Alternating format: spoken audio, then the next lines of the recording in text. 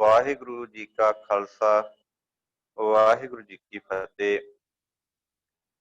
ਗੁਰਮਤਿ ਦੀ class ਵਿੱਚ ਜੁੜ ਚੁੱਕੀ ਗੁਰੂ ਰੂਪ ਪਿਆਰੀ ਸਾਧ ਸੰਗਤ ਜੀਓ ਵਡਭਾਗੇ ਹਾਂ।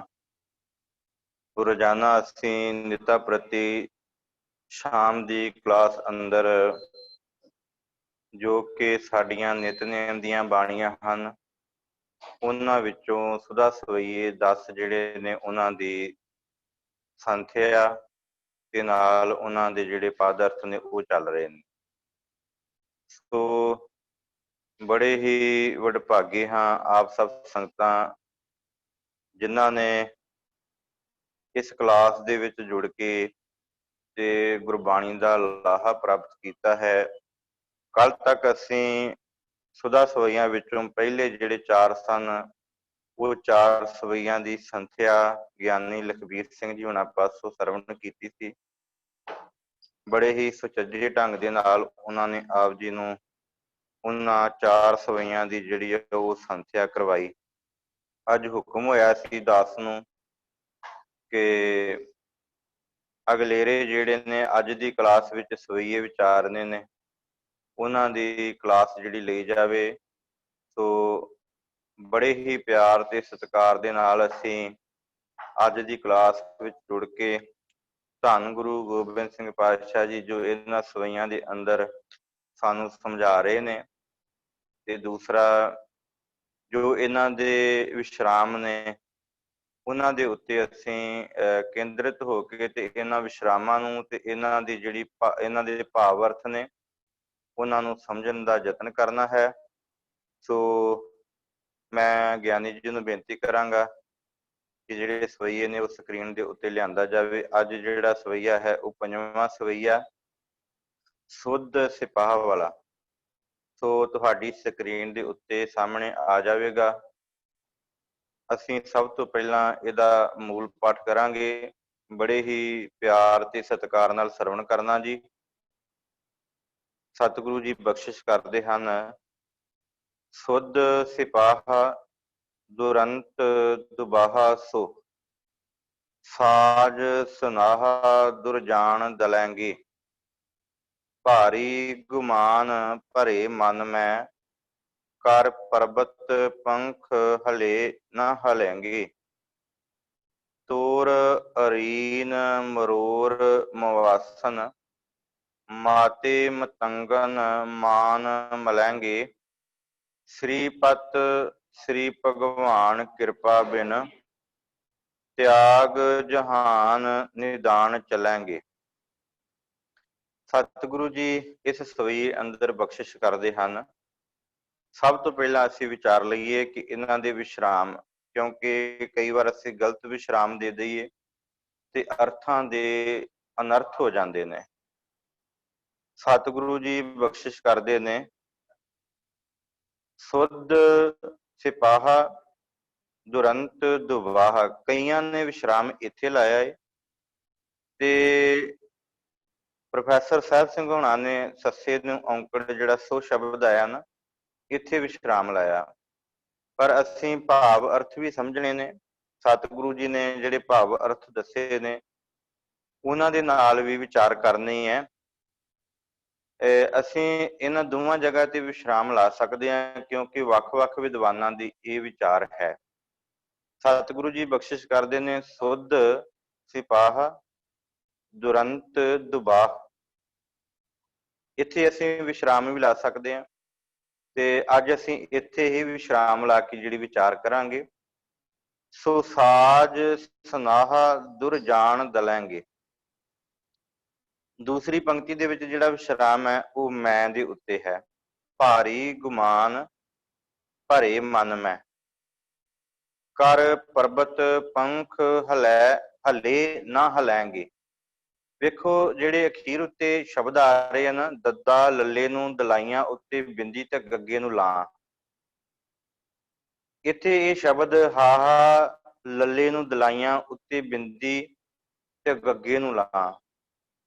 ਆਰੰਭ ਵਿੱਚ ਵੀ ਜਦੋਂ ਮੁਹਾਰਨੀ ਕਰਵਾਈ ਸੀ ਨਾ, ਇਹਨਾਂ ਦੇ ਉਚਾਰਨ ਆਪ ਜੀ ਨੂੰ ਗਿਆਨੀ ਲਖਬੀਰ ਸਿੰਘ ਜੀ ਹੁਣਾਂ ਦੱਸੇ ਸੀ ਇਹ ਸਾਰੇ ਸ਼ਬਦ ਜਿਹੜੇ ਨੇ ਦਲਾਂਗੇ, ਦਲੇ ਦਲੇ ਨਹੀਂ ਪੜਨਾ, ਦੱਦਾ ਲੱਲੇ ਨੂੰ ਲਾ ਨਹੀਂ ਪੜਨਾ, ਬਿੰਦੀ ਵੀ ਆ, ਦਲਾਂਗੇ, ਹਲੈਂਗੇ, ਮਲੈਂਗੇ। ਇਹ ਸ਼ਬਦ ਬੜੇ ਪਿਆਰ ਦੇ ਨਾਲ, ਧਿਆਨ ਦੇ ਨਾਲ ਸੁਣਨ ਵਾਲਾ ਏ, ਕਿਉਂਕਿ ਅਸੀਂ ਕਈ ਵਾਰ ਇੱਥੇ ਗਲਤੀਆਂ ਕਰ ਜਾਂਦੇ ਹਾਂ ਤੇ ਸਤਿਗੁਰੂ ਜੀ ਬਖਸ਼ਿਸ਼ ਕਰਦੇ ਹਨ। ਤੂਰ, ਅਰੀਨ, ਮਰੂਰ, ਮਵਾਸਨ, ਇੱਥੇ ਵਿਸ਼ਰਾਮ ਆ ਜੀ। ਮਾਤੇ ਮਤੰਗਨ ਮਾਨ ਮਲੈਂਗੇ, ਸ੍ਰੀ ਪਤ ਸ੍ਰੀ ਭਗਵਾਨ ਕਿਰਪਾ ਬਿਨ, ਇੱਥੇ ਵੀ ਵਿਸ਼ਰਾਮ ਆ ਜੀ। ਤਿਆਗ ਜਹਾਨ ਨਿਦਾਨ ਚਲਾਂਗੇ। ਹੁਣ ਇਹਦਾ ਮੂਲ ਪਾਠ ਅਸੀਂ ਕਰ ਲਿਆ, ਉਸ ਤੋਂ ਉਪਰੰਤ ਅਸੀਂ ਵਿਸ਼ਰਾਮ ਵੀ ਇਸ ਸ਼ਬਦ ਦੇ ਜਿਹੜੇ ਸਵਈਏ ਦੇ ਜਿਹੜੇ ਨੇ ਉਹ ਅਸੀਂ ਇੱਥੇ ਲਾ ਲਏ ਨੇ। ਇਹਦੇ ਵਿੱਚ ਸਤਿਗੁਰੂ ਜੀ ਸਮਝਾ ਕੀ ਰਹੇ ਨੇ, ਕਹਿੰਦੇ ਨੇ ਜਿਸ ਤਰ੍ਹਾਂ ਸੁੱਧ ਸਿਪਾਹ, ਸੁੱਧ ਕਹਿੰਦੇ ਨੇ ਖਾਲਸ, ਵਧੀਆ, ਸੋਧੇ ਹੋਏ ਭਾਵ ਅਜਮਾਏ ਹੋਏ। ਜਿਸ ਤਰ੍ਹਾਂ ਜਿਨ੍ਹਾਂ ਦੀ ਬਹਾਦਰੀ ਰਣ ਵਿੱਚ ਅਜਮਾਈ ਜਾ ਚੁੱਕੀ ਹੋਵੇ, ਉਹਨਾਂ ਨੂੰ ਕਹਿੰਦੇ ਨੇ ਸੁੱਧ। ਸਿਪਾਹ, ਸਿਪਾਹੀ, ਯੋਧੇ, ਜਿਹੜੇ ਜੰਗੇ ਮੈਦਾਨ ਵਿੱਚ ਜਾ ਕੇ ਜੂਝਦੇ ਨੇ।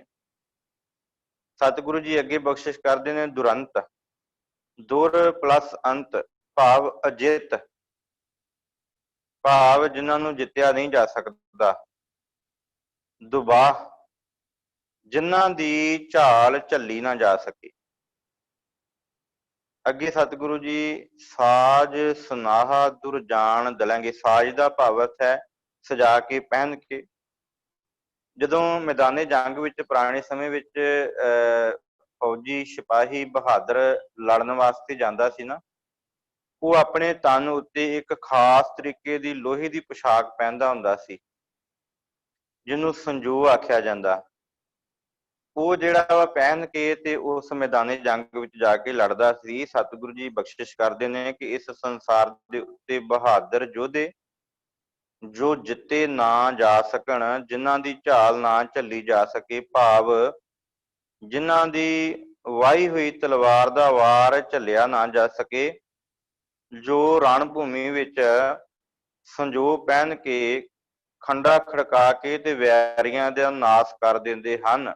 ਇਹ ਪਹਿਲੀ ਪੌੜੀ ਦਾ, ਪਹਿਲੀ ਪੰਕਤੀ ਦਾ ਜਿਹੜਾ ਅਰਥ ਹੈ ਇਸ ਸਵਈਏ ਦੀ ਪਹਿਲੀ ਪੰਕਤੀ ਦਾ। ਦੂਸਰੀ ਪੰਕਤੀ ਅੰਦਰ ਸਤਿਗੁਰੂ ਜੀ ਬਖਸ਼ਿਸ਼ ਕਰਦੇ ਨੇ ਭਾਰੀ ਗੁਮਾਨ ਭਰੇ ਮਨ ਮੈਂ।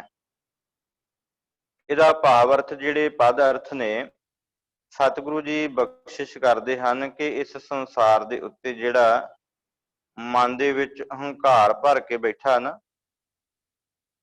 ਉਹ ਮਨੁੱਖ ਇਸ ਸੰਸਾਰ ਦੇ ਉੱਤੇ ਬੜੇ ਬੜੇ, ਜਿਨ੍ਹਾਂ ਦੇ ਮਨ ਵਿੱਚ ਅਹੰਕਾਰ ਭਰਿਆ ਹੋਵੇ, ਉਹ ਇਹ ਗੱਲ ਆਖਦੇ ਨੇ ਕਿ ਭਾਵੇਂ ਪਹਾੜ ਵੀ ਖੰਭ ਲਾ ਕੇ ਆਪਣੇ ਟਿਕਾਣੇ ਤੋਂ ਹਿੱਲ ਨਾ ਜਾਣ, ਭਾਵ ਜਿਹੜੇ ਪਹਾੜ ਨੇ ਉਹ ਖੰਭ ਲਾ ਕੇ ਤੇ ਉੱਡ ਜਾਣ, ਪਰ ਰਣ ਭੂਮੀ ਵਿੱਚ ਉਹ ਜਿਹੜਾ ਯੋਧਾ ਹੈ ਉਹ ਕਦੇ ਵੀ ਡਰਦਾ ਨਹੀਂ, ਭਾਵ ਇੰਨੇ ਤਗੜੇ ਜਿਗਰੇ ਵਾਲਾ ਹੈ। ਸਤਿਗੁਰੂ ਜੀ ਬਖਸ਼ਿਸ਼ ਕਰਦੇ ਨੇ ਕਿ ਜਿਹੜਾ ਉੱਪਰਲਾ ਸਿਪਾਹੀ ਬਹਾਦਰ ਯੋਧਾ ਹੈ ਨਾ, ਉਹਦੇ ਸਾਹਮਣੇ ਕੋਈ ਪਹਾੜ ਹੋਵੇ ਤੇ ਉਹ ਖੰਭ ਲਾ ਕੇ ਉੱਡ ਜਾਵੇ, ਉਹ ਮਨ ਵਿੱਚ ਫਿਰ ਵੀ ਘਬਰਾਉਂਦਾ ਨਹੀਂ, ਇੰਨਾ ਤਾਕਤਵਰ ਹੈ। ਤੋਰ ਅਰੀਨ ਮਰੂਰ ਮਵਾਸਨ, ਅਰੀਨ ਕਹਿੰਦੇ ਨੇ ਵੈਰੀਆਂ ਨੂੰ, ਤੇ ਮਵਾਸਨ ਦਾ ਭਾਵ ਅਰਥ ਹੈ ਆਕੀਆਂ ਨੂੰ, ਜਿਹੜੇ ਆਕੀ ਹੋ ਜਾਂਦੇ ਨੇ। ਫਿਰ ਇਹ ਸ਼ਬਦ ਪਦ ਅਰਥ ਜਿਹੜੇ ਨੇ ਜ਼ਰੂਰ ਸਮਝਿਓ ਕਿ ਤੋਰ ਅਰੀਨ ਮਰੂਰ ਮਵਾਸਨ। ਅਰੀਨ ਕਹਿੰਦੇ ਨੇ ਵੈਰੀਆਂ ਨੂੰ, ਮਵਾਸਨ ਭਾਵ ਅਰਥ ਹੈ ਆਕੀਆਂ ਨੂੰ, ਤੇ ਮਤੰਗ ਹਾਥੀ, ਜਿਹੜਾ ਹਾਥੀਆਂ ਦਾ ਅਹੰਕਾਰ, ਕਈ ਵਾਰ ਹਾਥੀ ਭੂਤਰਿਆ ਹੁੰਦਾ ਤੇ ਉਹ ਕਈ ਸ਼ਹਿਰ ਤਬਾਹ ਦੇ ਤਬਾਹ ਕਰ ਦਿੰਦਾ। ਸਤਿਗੁਰੂ ਜੀ ਬਖਸ਼ਿਸ਼ ਕਰਦੇ ਨੇ ਕਿ ਇਹ ਭਾਈ, ਜੋ ਆਪਣੇ ਵੈਰੀਆਂ ਨੂੰ ਭੰਨ ਕੇ ਆਕੀਆਂ ਦੀ ਧੌਣ ਨੂੰ ਮਰੋੜ ਕੇ ਮਸਤੇ ਹੋਏ ਹਾਥੀਆਂ ਦਾ, ਜਿਹੜੇ ਮਸਤ ਹੋ ਕੇ ਹਾਥੀ ਮੈਦਾਨੇ ਜੰਗ ਵਿੱਚ ਵੜ ਜਾਂਦੇ ਨੇ, ਉਹਨਾਂ ਦਾ ਵੀ ਮਾਣ ਜਿਹੜਾ ਵਾ ਹੰਕਾਰ ਤੋੜ ਦਿੰਦਾ ਹੈ। ਸਤਿਗੁਰੂ ਜੀ ਅਖੀਰ ਵਿੱਚ ਇਹ ਬਖਸ਼ਿਸ਼ ਕਰਦੇ ਨੇ ਕਿ ਸ੍ਰੀ ਪਤ ਸ੍ਰੀ ਭਗਵਾਨ ਕਿਰਪਾ ਬਿਨ, ਜਿਹੜੇ ਉਤਲੇ ਯੋਧੇ ਦੀ ਜਿਹੜੀ ਵਾਰਤਾ ਦਰਸਾਈ ਹੈ ਨਾ, ਸੰਸਾਰ ਦੇ ਉੱਤੇ ਐਸਾ ਯੋਧਾ ਹੋਵੇ, ਉਸ ਯੋਧੇ ਦੀ ਜਿਹੜੀ ਵਾਰਤਾ ਸੁਣਾਈ ਹੈ ਨਾ, ਸਤਿਗੁਰੂ ਜੀ ਕਹਿੰਦੇ ਨੇ ਐਸੇ ਯੋਧੇ ਦੀ ਬਹਾਦਰੀ ਜਿਹੜੀ ਆ ਨਾ, ਅਜਿਹੇ ਬਹਾਦਰ ਯੋਧੇ ਵੀ ਮਾਇਆ ਦੇ ਮਾਲਕ ਅਕਾਲ ਪੁਰਖ ਦੀ ਮਿਹਰ ਦੀ ਨਜ਼ਰ ਦੇ ਭਾਗੀ ਬਣਨ ਤੋਂ ਬਿਨਾਂ, ਜਿਹੜਾ ਉੱਪਰਲਾ ਯੋਧਾ ਹੈ ਨਾ, ਜਿਹਦੀ ਤਸਵੀਰ ਗੁਰੂ ਗੋਬਿੰਦ ਸਿੰਘ ਪਾਤਸ਼ਾਹ ਜੀ ਨੇ ਤਿੰਨਾਂ ਪੰਕਤੀਆਂ ਦੇ ਵਿੱਚ ਸਾਹਮਣੇ ਪੇਸ਼ ਕੀਤੀ ਹੈ, ਉਹ ਤਸਵੀਰ ਜਿਹੜੀ ਹੈ ਨਾ, ਉਸ ਤਸਵੀਰ ਦੇ ਅੰਦਰ ਸਤਿਗੁਰੂ ਜੀ ਬਖਸ਼ਿਸ਼ ਕਰਦੇ ਨੇ ਕਿ ਇਹ ਭਾਈ ਅਜਿਹਾ ਗੁਣਾਂ ਦਾ ਮਾਲਕ ਇੰਨਾ ਬਲਵਾਨ ਯੋਧਾ ਏ, ਉਸ ਬਲਵਾਨ ਯੋਧੇ ਦੇ ਉੱਤੇ ਜਦੋਂ ਤੱਕ ਅਕਾਲ ਪੁਰਖ ਦੀ ਕਿਰਪਾ ਨਹੀਂ, ਨਜ਼ਰ ਨਹੀਂ, ਤੇ ਅੰਤ ਸਤਿਗੁਰੂ ਜੀ ਬਖਸ਼ਿਸ਼ ਕਰਦੇ ਨੇ ਦੁਨੀਆ ਛੱਡ ਕੇ ਅੰਤ ਨੂੰ ਖਾਲੀ ਹੱਥ ਜਾਂਦਾ ਹੈ। ਜਿੱਡਾ ਵੱਡਾ ਮਰਜੀ ਬਲਵਾਨ ਹੋਵੇ, ਹਾਂ, ਦੁਨੀਆ ਦੇ ਉੱਤੇ ਰਾਜ ਕਰਦਾ ਫਿਰੇ, ਹਾਂ, ਪਰ ਐਸਾ ਮਨੁੱਖ ਵੀ ਉਸ ਪਰਮਾਤਮਾ ਦੀ ਨਿਗਾਹ ਤੋਂ ਬਗੈਰ ਅੰਤ ਖਾਲੀ ਹੱਥ ਚਲਾ ਜਾਂਦਾ ਹੈ। ਸਤਿਗੁਰੂ ਜੀ ਅਗਲੇ ਸਵਈਏ ਅੰਦਰ ਤੁਹਾਡੀ ਸਕਰੀਨ ਦੇ ਉੱਤੇ ਸਾਹਮਣੇ ਆਵੇਗਾ। ਉਸ ਸਵਈਏ ਦੇ ਅੰਦਰ ਜ਼ਿਕਰ ਕਰਦੇ ਹਨ, ਜਿਸ ਤਰ੍ਹਾਂ ਉੱਤੇ ਇੱਕ ਯੋਧੇ ਬਹਾਦਰ ਸਿਪਾਹੀ ਦੀ ਗੱਲ ਕੀਤੀ ਹੈ, ਇੱਥੇ ਅਗਲੇ ਨਾਲ ਹੀ ਸੂਰਮੇ ਦੀ ਗੱਲ ਕੀਤੀ ਹੈ।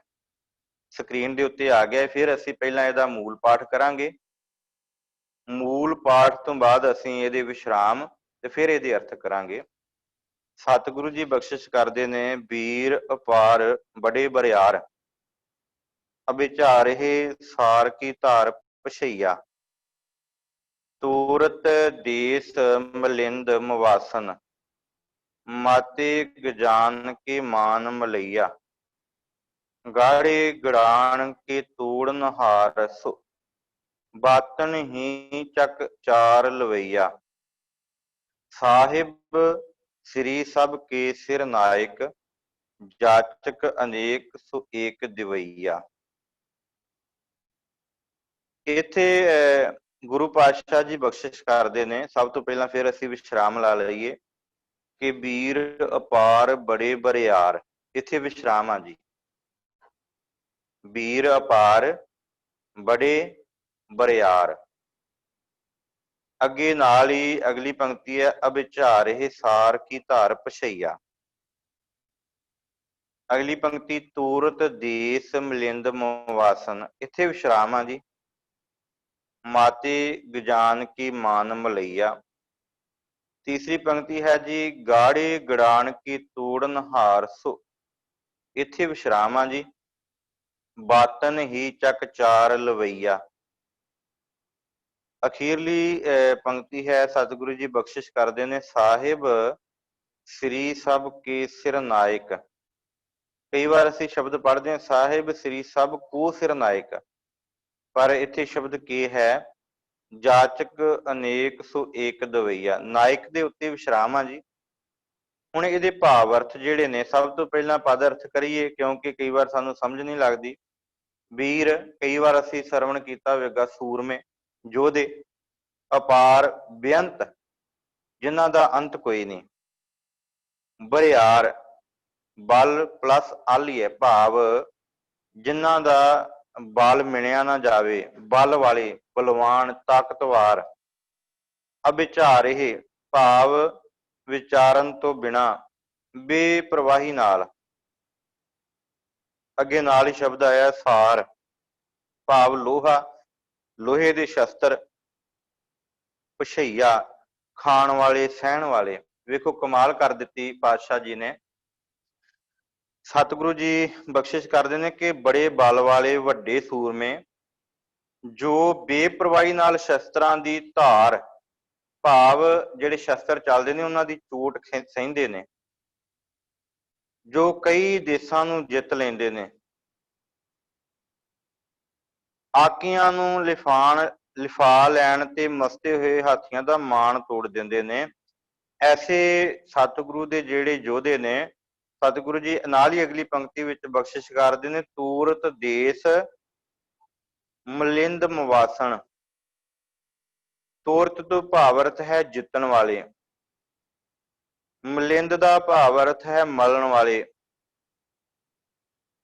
ਸਤਿਗੁਰੂ ਜੀ ਨਾਲ ਹੀ ਅੱਗੇ ਜਿਹੜਾ ਸ਼ਬਦ ਹੈ ਮੁਵਾਸਣ, ਜਿਹੜੇ ਆਕੀ ਹੁੰਦੇ ਆ ਨਾ, ਜਿਹੜਾ ਕੋਈ ਕਿਸੇ ਤੋਂ ਆਕੀ ਹੋ ਜਾਵੇ, ਸਤਿਗੁਰੂ ਜੀ ਕਹਿੰਦੇ ਨੇ ਐਸੇ ਜਿਹੜੇ ਮਨੁੱਖ ਨੇ, ਜਿਹੜੇ ਆਕੀ ਹੋਏ ਨੇ, ਜਿਹੜੇ ਇਸ ਸੰਸਾਰ ਦੇ ਉੱਤੇ ਲੋਕਾਂ ਦੇ ਉੱਤੇ ਜਿਹੜਾ ਵਾ ਉਹ ਅਤਿਆਚਾਰ ਕਰਦੇ ਨੇ, ਉਹ ਮਨੁੱਖ ਤੇ ਉਹਦੇ ਨਾਲ ਮਾਤੇ ਗਜਾਨ ਕੇ ਜਿਹੜੇ ਹਾਥੀ ਨੇ, ਮਾਤੇ ਮਸਤੇ ਹੋਏ, ਉਹਨਾਂ ਦੇ ਉੱਤੇ ਜਿਹੜਾ ਮਾਣ ਆਇਆ ਹੁੰਦਾ ਹੈ, ਸਤਿਗੁਰੂ ਜੀ ਕਹਿੰਦੇ ਨੇ ਉਹਨਾਂ ਨੂੰ ਵੀ ਇਸ ਸੰਸਾਰ ਦੇ ਉੱਤੇ ਉਹ ਯੋਧੇ ਜਿਹੜੇ ਨੇ ਲਿਫਾ ਦਿੰਦੇ ਨੇ, ਉਹਨਾਂ ਦਾ ਵੀ ਮਾਣ ਤੋੜ ਦਿੰਦੇ ਨੇ। ਇਹ ਇੱਕੋ ਜਿਹੇ ਸਵਈਏ ਨੇ ਦੋਨੋਂ, ਸੇਮ ਹੀ ਭਾਵ ਅਰਥ ਆ ਰਿਹਾ ਹੈ।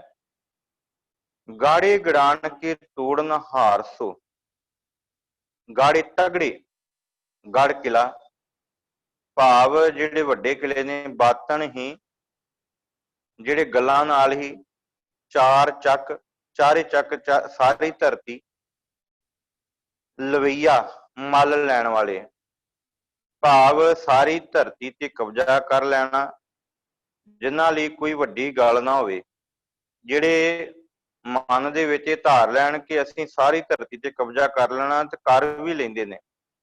ਅਜਿਹੇ ਅਨੇਕਾਂ ਬੰਦੇ ਉਸ ਪ੍ਰਮਾਤਮਾ ਦੇ ਦਰ ਤੇ ਮੰਗਤੇ ਹਨ, ਭਾਵ ਜਿਸ ਤਰ੍ਹਾਂ ਇਸ ਸੰਸਾਰ ਦੇ ਉੱਤੇ ਸਾਹਿਬ ਸ੍ਰੀ ਗੁਰੂ ਗੋਬਿੰਦ ਸਿੰਘ ਪਾਤਸ਼ਾਹ ਜੀ ਦੇ ਨਾਲ ਜਦੋਂ ਗੁਰੂ ਪਾਤਸ਼ਾਹ ਜੀ ਨੇ ਇਸ ਧਰਤੀ ਦੇ ਉੱਤੇ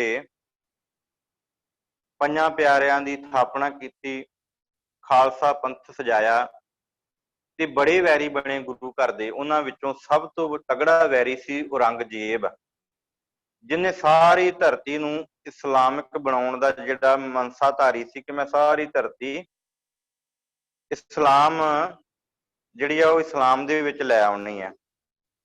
ਸੋ ਉਹ ਐਸੇ ਵੱਡੇ ਵੱਡੇ ਜਿਹੜੇ ਅਹੰਕਾਰੀ ਮਨੁੱਖ ਨੇ, ਗੁਰੂ ਗੋਬਿੰਦ ਸਿੰਘ ਪਾਤਸ਼ਾਹ ਜੀ ਬਖਸ਼ਿਸ਼ ਕਰਦੇ ਨੇ, ਐਸੇ ਅਹੰਕਾਰੀ ਮਨੁੱਖ ਜਿਹੜੇ ਨੇ, ਉਹਨਾਂ ਨੂੰ ਵੀ ਇਸ ਧਰਤੀ ਦੇ ਉੱਤੇ ਜਿਹੜੇ ਕਹਿੰਦੇ ਨੇ ਅਸੀਂ ਰਾਜ ਕਰਾਂਗੇ, ਸਾਰੀ ਧਰਤੀ ਨੂੰ ਮੱਲ ਲਵਾਂਗੇ, ਸਾਡੇ ਤੋਂ ਬਗੈਰ ਇਸ ਧਰਤੀ ਤੇ ਕਿਸੇ ਦਾ ਰਾਜ ਨਾ ਹੋਵੇ।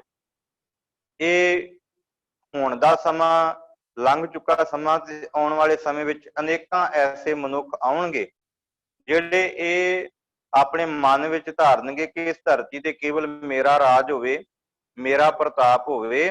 ਤੇ ਸਤਿਗੁਰੂ ਜੀ ਕਹਿੰਦੇ ਨੇ ਐਸੇ ਵੱਡੇ ਵੱਡੇ ਜਿਹੜੀਆਂ ਫੜਾ ਮਾਰਨ ਵਾਲੇ ਜਿਹੜੇ ਆਖਦੇ ਨੇ ਕਿ ਸਾਰੀ ਧਰਤੀ ਨੂੰ ਅਸੀਂ ਜਿਹੜਾ ਵਾ ਉਹ ਨੱਪ ਲੈਣਾ, ਆਪਣੇ ਕਬਜ਼ੇ ਵਿੱਚ ਲੈ ਲੈਣਾ, ਸਤਿਗੁਰੂ ਜੀ ਬਖਸ਼ਿਸ਼ ਕਰਦੇ ਨੇ ਐਸੇ ਮਨੁੱਖ ਵੀ ਸਾਹਿਬ ਸ੍ਰੀ ਸਭ ਕੇ ਸਿਰ ਨਾਇਕ। ਐਸੇ ਮਨੁੱਖਾਂ ਦੇ ਉੱਤੇ ਵੀ, ਸਾਰਿਆਂ ਦੇ ਸਿਰ ਦੇ ਉੱਤੇ ਵੀ, ਜਿਹੜੇ ਉੱਪਰਲੇ ਜ਼ਿਕਰ ਕੀਤਾ ਨਾ ਐਸੇ ਬਲਵਾਨ ਮਨੁੱਖ ਨੂੰ, ਉਹਨਾਂ ਦੇ ਉੱਤੇ ਵੀ ਸਾਹਿਬ ਸ੍ਰੀ ਸਭ ਕੇ ਸਿਰ ਨਾਇਕ, ਸਾਰਿਆਂ ਦਾ ਖਸਮ, ਨਾਇਕ ਮੀਨਜ਼ ਖਸਮ, ਮਾਲਕ। ਹਾਂਜੀ, ਇੱਥੇ ਫਿਰ ਸ਼ਬਦ ਆਇਆ ਹੈ ਕਿਉਂਕਿ ਕਈ ਵਾਰ ਜਿਹੜਾ ਵਾ ਪ੍ਰਿੰਟ ਦੇ ਵਿੱਚ ਸ਼ਬਦ ਮਿਸਟੇਕ ਹੁੰਦੀ ਹੈ। ਕਿ ਪ੍ਰੋਫੈਸਰ ਸਾਹਿਬ ਸਿੰਘ ਨੇ ਇੱਥੇ ਕੇ ਸ਼ਬਦ ਵਰਤਿਆ ਹੈ, ਪਰ ਅਸੀਂ ਜਿਹੜਾ ਵਾ ਸ਼੍ਰੋਮਣੀ ਗੁਰਦੁਆਰਾ ਪ੍ਰਬੰਧਕ ਕਮੇਟੀ ਵੱਲੋਂ ਜਿਹੜਾ ਵਾ ਉਹ ਗੁਟਕਾ ਸਾਹਿਬ ਛਾਪਿਆ ਜਾਂਦਾ ਹੈ, ਕਿਉਂਕਿ ਸਾਡੀ ਸਿਰਮੌਰ ਸੰਸਥਾ ਹੈ ਤੇ ਉਹਦੇ ਵਿੱਚ ਜਿਹੜਾ ਸ਼ਬਦ ਹੈ ਉਹ ਕੋ ਹੈ। ਸੋ ਅਸੀਂ ਇੱਥੇ ਜਿਹੜਾ ਸ਼ਬਦ ਹੈ ਉਹ ਕੋ ਪੜ੍ਹਨਾ, ਜ਼ਿਆਦਾਤਰ ਗੁਟਕਾ ਸਾਹਿਬ ਦੇ ਵਿੱਚ ਜਿਹੜਾ ਵਾ ਉਹ ਕੋ ਸ਼ਬਦ ਹੈ। ਕਈ ਵਾਰ ਜਿਹੜੇ ਟੀਕਾਕਾਰ ਹੁੰਦੇ ਨੇ ਉਹ ਸ਼ਬਦ ਦੇ ਭਾਵ ਅਰਥ ਨੂੰ ਜਾਣਨ ਵਾਸਤੇ ਜਾਂ ਪ੍ਰਿੰਟਿੰਗ ਪ੍ਰੈਸ ਜਿਹੜੀ ਉਹ ਮਿਸ ਕਰ ਜਾਂਦੀ ਹੈ, ਤੇ ਇਸ ਕਰਕੇ ਜਿਹੜਾ ਸ਼ਬਦ ਗਲਤ ਲਿਖਿਆ ਜਾਂਦਾ ਹੈ।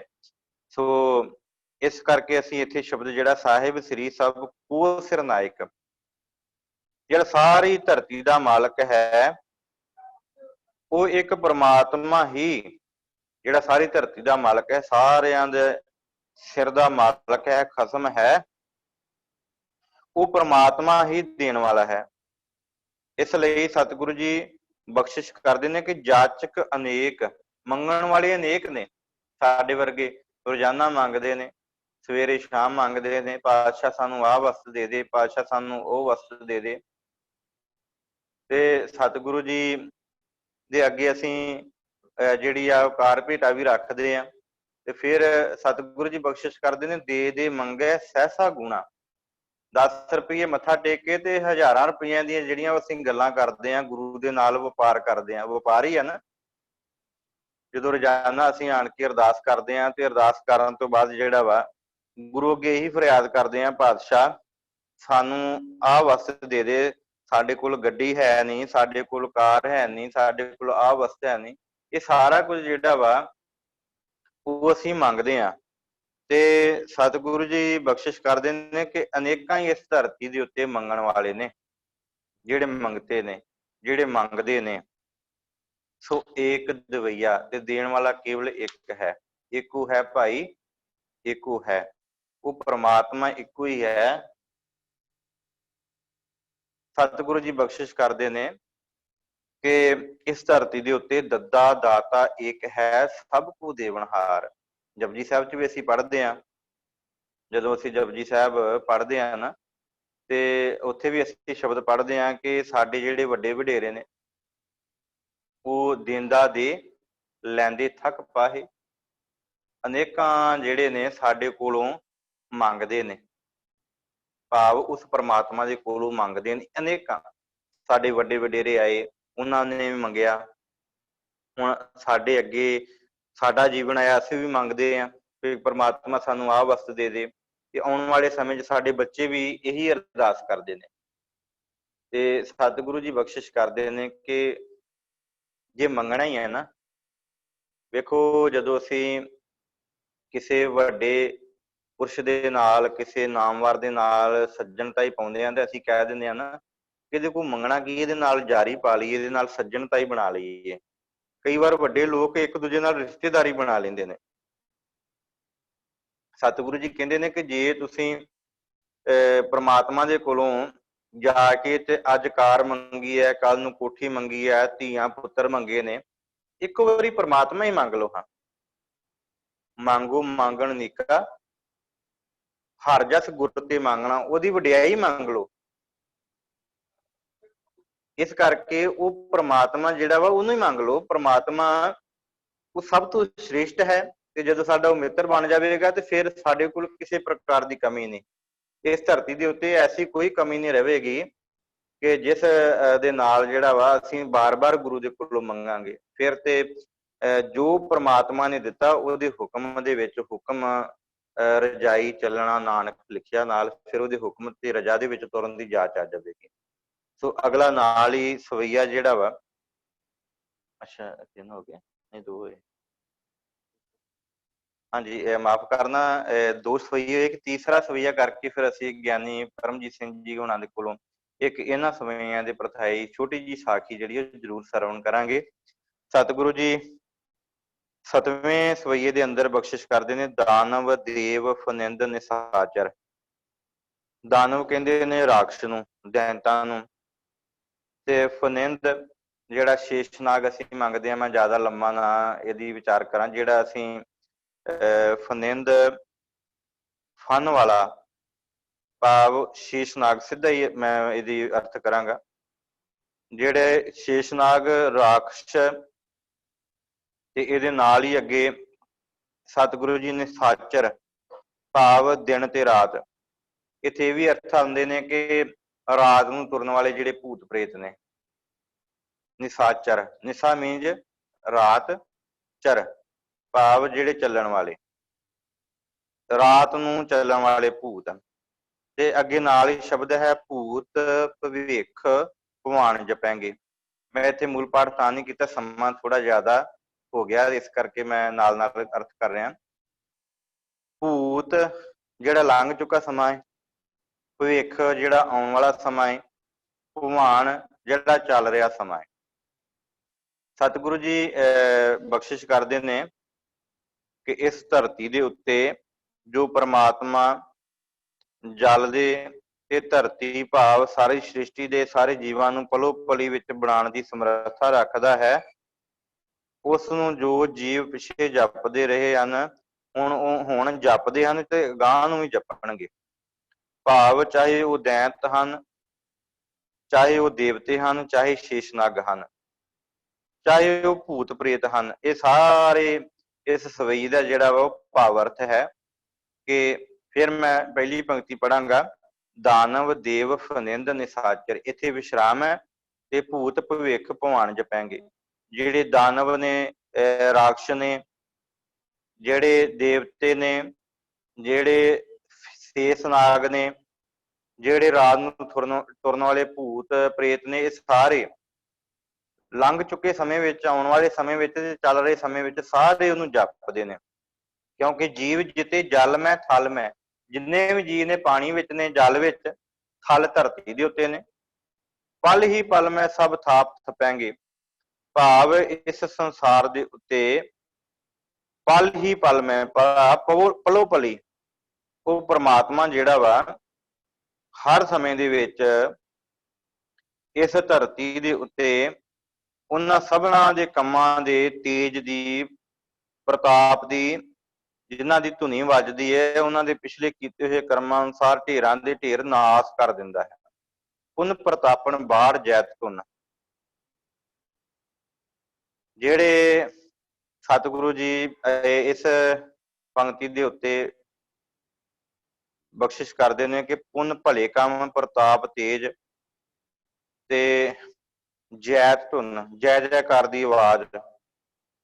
ਜਿਹੜੇ ਇਸ ਧਰਤੀ ਦੇ ਉੱਤੇ ਪੁੰਨ ਕਮਾਉਂਦੇ ਨੇ, ਪੁੰਨ ਪ੍ਰਤਾਪਨ ਬਾੜ ਜੈਤ ਧੁਨ, ਜਿਨ੍ਹਾਂ ਦੀ ਜੈ ਜੈਕਾਰ ਹੁੰਦੀ ਹੈ ਕਿ ਪੁੰਨ ਕਮਾਉਂਦੇ ਨੇ। ਪਾਪਨ ਕੇ ਬਹੁ ਪੁੰਜ ਜਪੈਂਗੇ, ਤੇ ਜਿਨ੍ਹਾਂ ਦੇ ਮੰਦੇ ਕਰਮ ਨੇ, ਭਾਵ ਉਹਨਾਂ ਦੇ ਮਨਾਂ ਦੇ ਅੰਦਰ ਭਰੇ ਪਏ ਨੇ, ਖਪੈਂਗੇ, ਮੰਦੇ ਕਰਮਾਂ ਕਰਕੇ ਜਿਹੜੇ ਖਪਦੇ ਨੇ, ਕਹਿੰਦੇ ਨਾ ਇਹਦੇ ਬੜੇ ਮਾੜੇ ਕਰਮ ਨੇ, ਇਹਨੂੰ ਇਹਦਾ ਜਿਹੜਾ ਵਾ ਛਿੱਟਾ ਮਿਲਿਆ, ਇਹਦਾ ਫਲ ਮਿਲਿਆ। ਕਈ ਵਾਰ ਕੋਈ ਕਿਸੇ ਨੂੰ ਕੂੜ ਹੋਇਆ ਹੁੰਦਾ ਜਾਂ ਕੋਈ ਭੁੱਖਾ ਮਰਦਾ, ਤੇ ਕਹਿੰਦੇ ਇਹਦੇ ਮੰਦੇ ਕਰਮ ਨੇ, ਤਾਂ ਕਰਕੇ ਇਹਨੂੰ ਇਹ ਜਿਹੜਾ ਵਾ ਉਹ ਸਭ ਕੁਝ ਮਿਲਿਆ।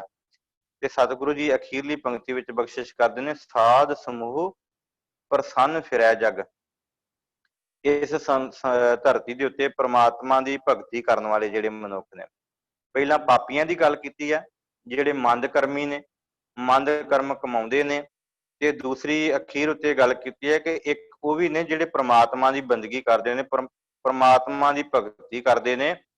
ਉਹ ਜਗਤ ਵਿੱਚ ਖਿੜੇ ਮੱਥੇ ਫਿਰਦੇ ਨੇ, ਉਹਨਾਂ ਦੇ ਮੱਥੇ ਉੱਤੇ ਕੋਈ ਸ਼ਿਕਨ ਨਹੀਂ ਹੁੰਦੀ, ਕੋਈ ਅਵੇਸਲਾਪਣ ਨਹੀਂ ਹੁੰਦਾ। ਸਾਰੇ ਇਸ ਧਰਤੀ ਦੇ ਉੱਤੇ ਜਿਹੜੇ ਨੇ ਖਿੜੇ ਮੱਥੇ ਚੱਲਦੇ ਹਨ। ਐਸੇ ਸੰਸਾਰ ਦੇ ਉੱਤੇ ਬੰਦੇ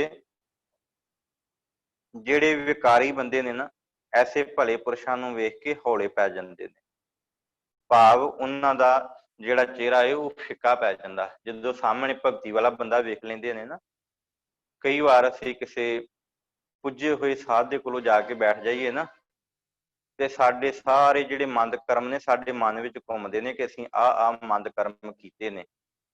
ਤੇ ਉਹ ਉਸ ਭਲੇ ਪੁਰਸ਼ ਦੀ ਸੰਗਤ ਵਿੱਚ ਜਾ ਕੇ ਜਦੋਂ ਬੈਠਦੇ ਨੇ ਤੇ ਉਹ ਫਿੱਕੇ ਪੈ ਜਾਂਦੇ ਨੇ ਕਿ ਅਸੀਂ ਤੇ ਇੰਨੇ ਵਿਚਾਰੀ ਆ, ਇੰਨੇ ਪਾਪੀ ਆ, ਇੰਨੇ ਪਾਪ ਕਮਾਉਂਦੇ ਆ। ਤੇ ਐਸੇ ਜਿਹੜੇ ਮਨੁੱਖ ਭਲੇ ਪੁਰਸ਼ਾਂ ਦੀ ਸੰਗਤ ਵਿੱਚ ਜਾਂਦੇ ਨੇ ਉਹ ਫਿੱਕੇ ਪੈ ਜਾਂਦੇ ਹਨ।